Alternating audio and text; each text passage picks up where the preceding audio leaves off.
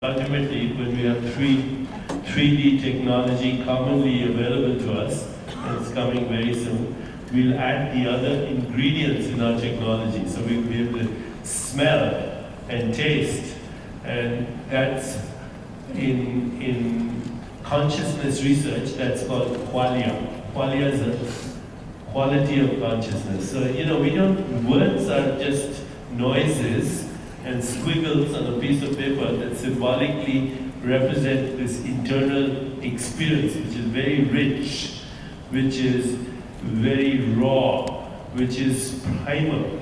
And the comic book tries to capture that, and you can't capture that in written word.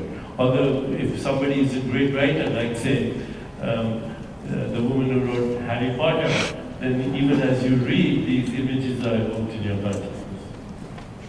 And also, one of the things you can do with comics is you can actually embody fears and terrors and other potentials as characters, which can be really helpful, almost as a therapeutic function. If you have any problem at all, anybody using any problem in your head, you can embody that as a character. In the way that the Joker embodies chaos and loss of control, in the way that, say, Superman's enemy Doomsday embodies raw, unstoppable rage and destruction. If you can create a visualization of that feeling, of that problem in your head, and put Superman or the Justice League or Spider-Man or the Avengers against it, they will defeat it. Because they're made to defeat it. These are ideas that we created to defeat all evil. And they can't be used. So I think that the great thing with the comics is they create this little magical theatre that we can go into and solve any problem by embodying it as a character and setting it against its own opposite and watching how the superheroes can work together to undermine any dark or evil influence.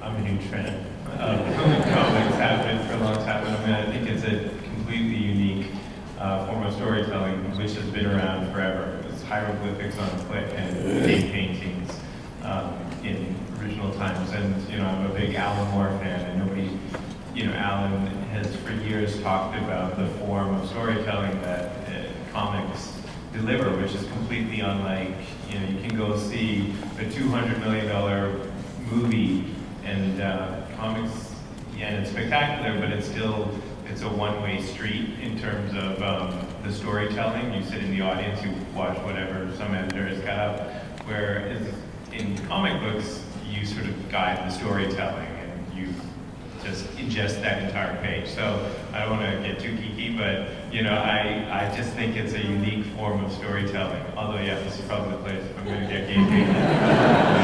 I too am amongst my own here, so I just think that's what's totally unique, and I think actually it's only going to a better place with all these new iPads and Androids, and it's fun from an entrepreneurial point of view, but it's also incredibly invigorating from a creative place. And as we've said before in these panels, the great thing about comics is they engage the two sides of the brain, the two hemispheres of the brain. It's a very holistic reading experience. Unlike watching a movie, unlike reading a book, you've got art and story, words and images on the page, and you're processing them both simultaneously. Both books kind of explore the duality of superheroes, how the heroes see the darkness in themselves, use it to make them stronger. Do you think that aspect of superheroes resonates even more strongly today? I certainly think it's more useful today when the narrative that we're living with is quite dark and fearful and offers nothing but apocalypse. And the superheroes are the complete opposite of that. They do offer a future, they do offer a vision of the potential of mankind, which we can't really get anywhere else. Most of our great art recently has been quite dystopian and, as I say, quite fearful. And certainly the media narrative that we all have to swallow is all about doom. So it's certainly right now, I think it's really important that superheroes have arisen as if an answer to an emergency call to remind us that there are ways out of all of this.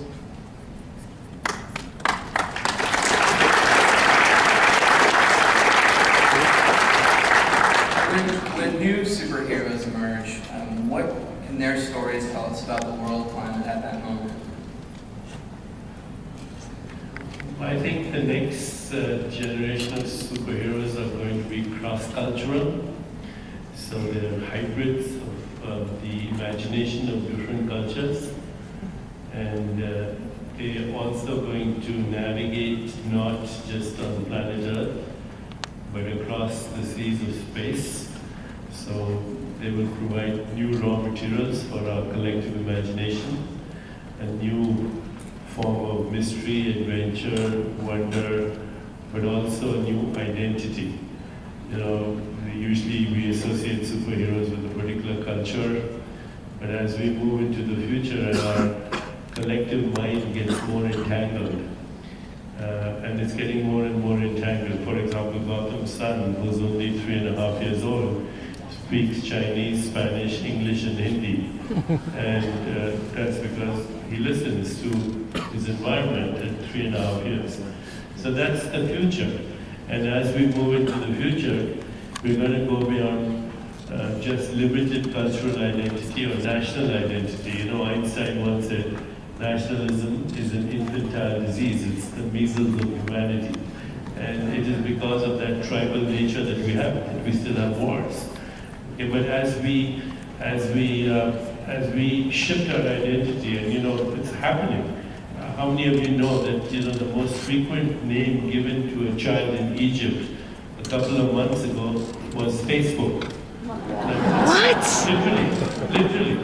So this is what is happening in our world right now, because, you know, with Facebook and Twitter, these people who are feeling empowered